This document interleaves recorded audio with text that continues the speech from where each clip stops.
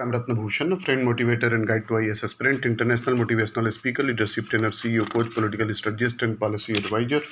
Welcome to ASG. ASG, IAS believe in equality, commitment, and success. A comprehensive current for dedicated students. Comprehensive current for dedicated student. Sources: The Hindu newspaper, Navbharat Times. चीन के सैनिकों को पीछे हटाने के लिए आज बात। चीन के सैनिकों को पीछे हटाने के लिए आज बात। फिंगर 4 क्षेत्र के लिए डिवीजन कमांडर के स्तर पर होगी चर्चा। ईस्टर्न लद्दाख में LAC पर 3 पॉइंट्स से चीनी सैनिकों ने के कुछ पीछे हटने के बाद पूरी तरह गतिरोध खत्म करने को लेकर बुधवार को फिर भारत और चीन सेना के हाईएस्ट कमांडर के बीच वार्ता होगी। सूत्रों के मुताबिक फिंगर 4 का हल जल्दी निकलने की उम्मीद नहीं लग रही।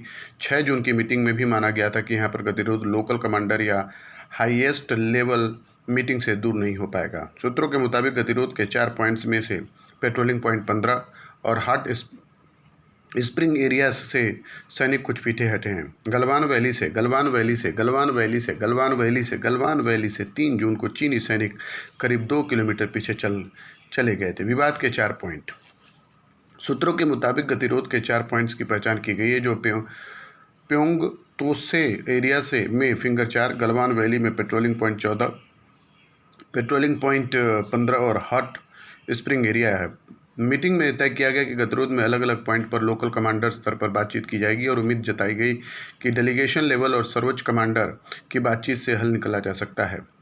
हाँ, सबसे बड़ा विवाद फिंगर 4। हालांकि फिंगर 4 को लेकर गतिरोध पहले की तरह बरकरार है। LAC पर गतिरोध का सबसे बड़ा पॉइंट ही फिंगर 4 है। यहाँ पर चीनी सैनिक बड़ी संख्या में डटे हैं। पहले भारतीय सैनिक फिंगर 8 तक पेट्रोलिंग पर जाते थे, लेकिन चीनी सैनिकों ने फिंगर 4 के पास ही ब्लॉक कर दिया। भारत का दावा है कि LAC फिंगर 8 से गुजरती है। सुदूर इलाकों व कमजोर तबकों में परिवर्तन की प्रक्रिया तेज करने का माध्यम बन रहे हैं केंद्रीय विश्वविद्यालय। सोशल चेंज के काम से सीधे जुड़े उच्च शिक्षा। इस आर्टिकल को लिखने वाले व्यक्ति हैं श्री बद्री नारायण जी, लेखक GB Pant social science institute के डायरेक्टर हैं। विकसित देशों जैसे अमेरिका, इंग्लैंड में उच्च शिक्षा की 2 तरह की जिम्मेदारियां होती हैं। एक तो उनकी GDP में बढ़ोतरी करना, दूसरी अपने आसपास के क्षेत्रों में सामाजिक परिवर्तन की गति को निर्देशित करना। ऑक्सफोर्ड, कैम्ब्रिज और शिकागो जैसे विश्वविद्यालयों ने इस दिशा में महती भूमिका निभाई है। भारत में उच्च शिक्षा में से GDP में बड़े योगदान की अपेक्षा तो अभी नहीं की जा सकती, किंतु सामाजिक परिवर्तन की दिशा में विश्वविद्यालय और शिक्षा संस्थाओं की भूमिका को विकसित करने के लिए भारत सरकार का मानव संसाधन मंत्रालय और विश्वविद्यालय का अनुदान आयोग सक्रिय है। अभी हाल ही में मानव संसाधन विकास मंत्री रमेश पोखरियाल निशंक ने जिस नई शिक्षा नीति के मसौदे को शीघ्र लागू करने की घोषणा की है, उसमें एक महत्वपूर्ण प्रतिबद्धता भारत में शिक्षा, विशेषकर उच्च शिक्षा की सामाजिक भूमिका विकसित करने की दिशा में प्रदर्शित की गई है। 5-5 गाँव। भारत सरकार के मानव संसाधन मंत्रालय और विश्वविद्यालय अनुदान आयोग के निर्देश पर विश्वविद्यालयों और शिक्षा संस्थानों से उन्नत भारत योजना के तहत गांवों का चयन कर उनमें शोध तथा सहभागी गतिविधियां संपन्न करके उनके विकास को निर्देशित करने की अपेक्षा की गई है। इस दिशा में कार्य करते हुए भारतीय विश्वविद्यालयों और कॉलेजों ने अपने आसपास के 5-5 गाँवों का चयन कर वहाँ सामाजिक परिवर्तन के कार्य में सहभागी होने के उद्देश्य से अपने को जोड़ा है। शिक्षा संस्थाएं एक तरफ शिक्षित जनसमुदाय सृजित करती हैं तो समाज परिवर्तन की शक्ति के रूप में सक्रिय होता है। दूसरी तरफ ये सरकार और प्रशासन के समानांतर अपनी सेवाभावी भूमिका के तहत प्रत्यक्ष तौर पर भी सामाजिक परिवर्तन और विकास की गति देती है। मानव संसाधन मंत्रालय के सुझाव पर उन्नत भारत योजना के तहत ग्राम विकास के लिए कई भारतीय विश्वविद्यालयों ने इस दिशा में बढ़ते हुए गाँवों के माइक्रो डेवलपमेंट मॉडल तैयार कर विकास को नियोजित करने का प्रयास किया है। भारतीय उच्च शिक्षा की सामाजिक भूमिका को प्रखर करने की दिशा में एक बड़ी जरूरत है समाज के गरीब, उपेक्षित सामाजिक समूहों के छात्रों को शिक्षा से जोड़ना। यह एक ऐसी भूमिका है जो पश्चिमी समाजों के लिए उतनी जरूरी नहीं है। भारत में निर्बल सामाजिक समूहों की प्रभावी उपस्थिति के कारण उच्च शिक्षा से इन समूहों के छात्रों को जोड़ने की अपेक्षा की गई है।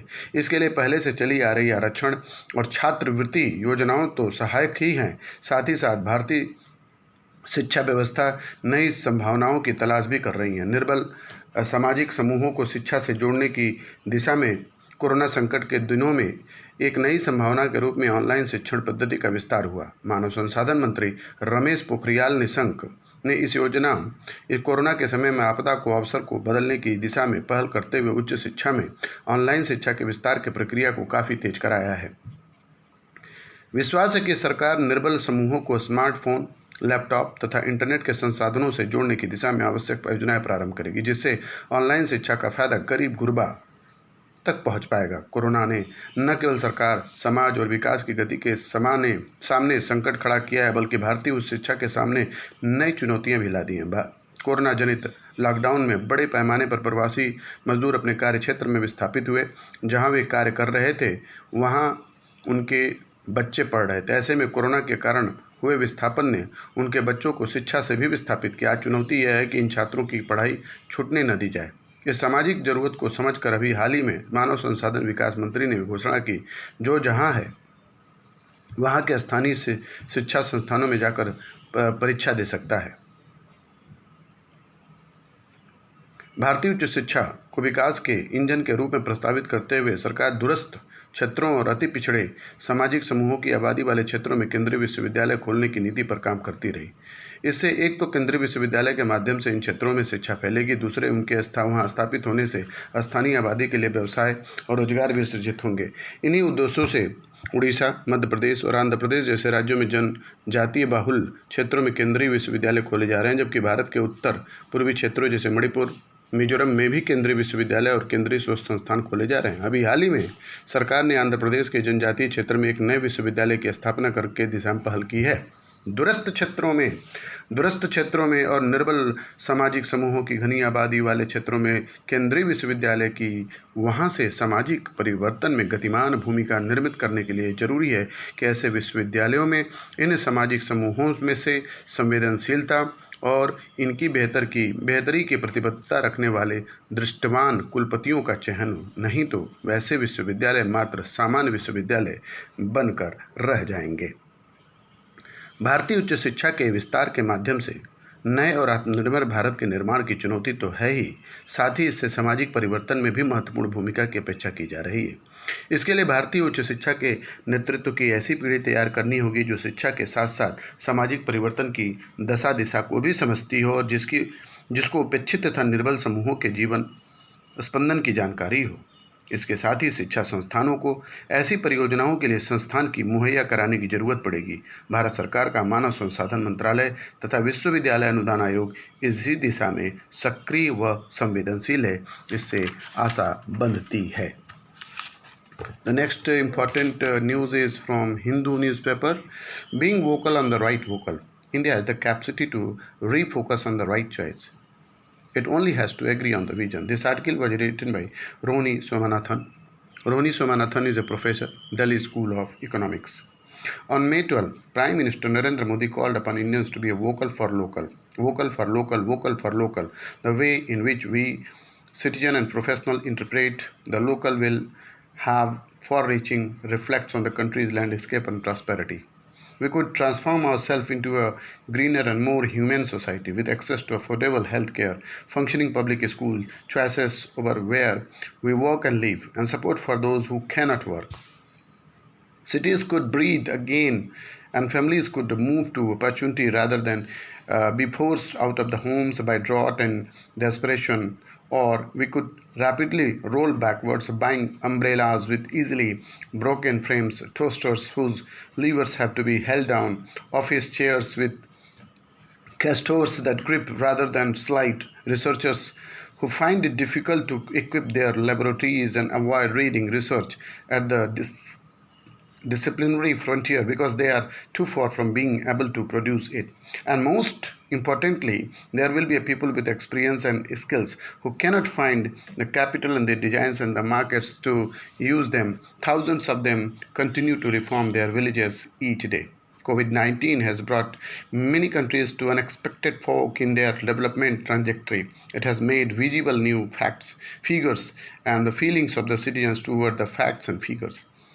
In my quotidian pre-COVID-19 life, I passed women in their colorful Rajasthani lehengas with the plaits of plates of the wet concrete on their heads and chatted with the home and office staff about their villages, and their parents visited my tailor to find he had gone away by the wedding to Medinipur, West Bengal, waited my carpenter to fix the door handles after they came back from the dropping his wife at her parents' homes in Meerut, Uttar Pradesh, and asked the security guard whether he had managed to buy his cow in Jharkhand and arrange for a new ration card for his family. I got the latest news on the radio, cab contracts and local politics in Bihar when I drove back from the airport with my inevitably Bhagalpuri taxi driver. These everyday encounters and conversations made India what it was. They brought color to my life and warmed my heart. I just did not see the flip side. That for all the people, their minds and their hearts were elsewhere much of their time in places they would have liked to be, and if they could have earned a living and educated their children. The pandemic, with its fears and lockdowns, has shown us in the painful and graphic detail the massive numbers who would have liked to be in their ancestral homes in such circumstances.